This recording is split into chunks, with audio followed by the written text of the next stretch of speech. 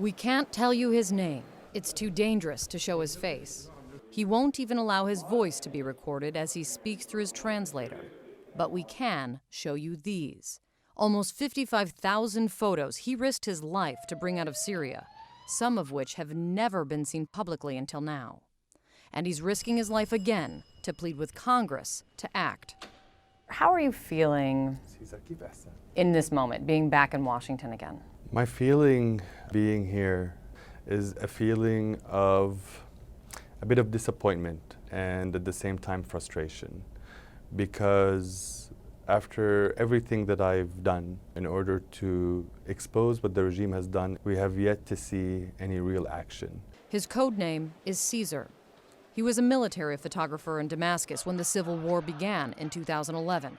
He says he immediately realized what he was then documenting were not accidental deaths, but torture. For example, many of the bodies had their eyes gouged out. Most of these bodies had very deep cuts. Most of them were emaciated, starved for many, many months, and also marks all over their bodies from head to toe. And I would see their jaws and teeth broken. Instead of defecting right after the war broke out, Caesar says he decided to stay for 2.5 years to bear witness, collect evidence, and to expose what really was happening in his country, where any sign of sympathy for the dead could be interpreted as betrayal of the regime. I would work for hours, taking photographs, loading the photographs, and I would have to hide my emotions.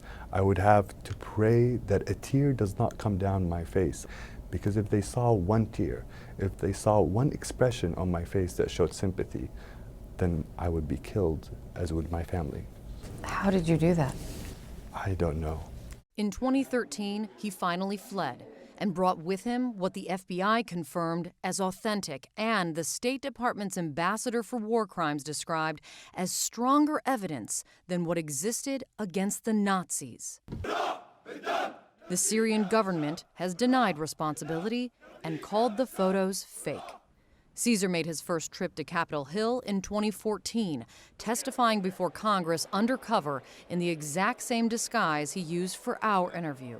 I honestly thought that if I could have the courage to go for the years that I did, doing the work that I did, endangering my life every single day, that once I came out and showed the world what I had, that the entire conscience of the world would move. And then that didn't.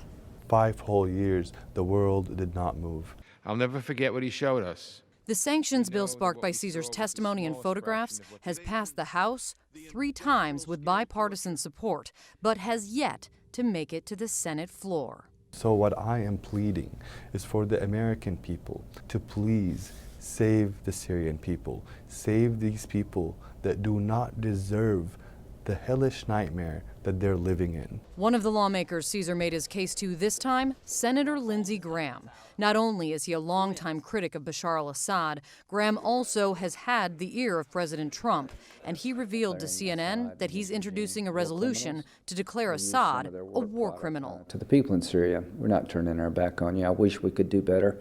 The administration needs to do more. Quite frankly, we don't have a coherent strategy in Syria, and I am committed 100% to not letting Assad get away with it and standing behind people like Caesar, and I'm going to make my colleagues in the Senate vote. Until then, the bill sits on Senator Mitch McConnell's desk and leaves Caesar right back where he began, putting his life on the line to try and convince the world to care, and once and for all, not look away. We're in the Holocaust Museum, and after the Holocaust, the world said never again.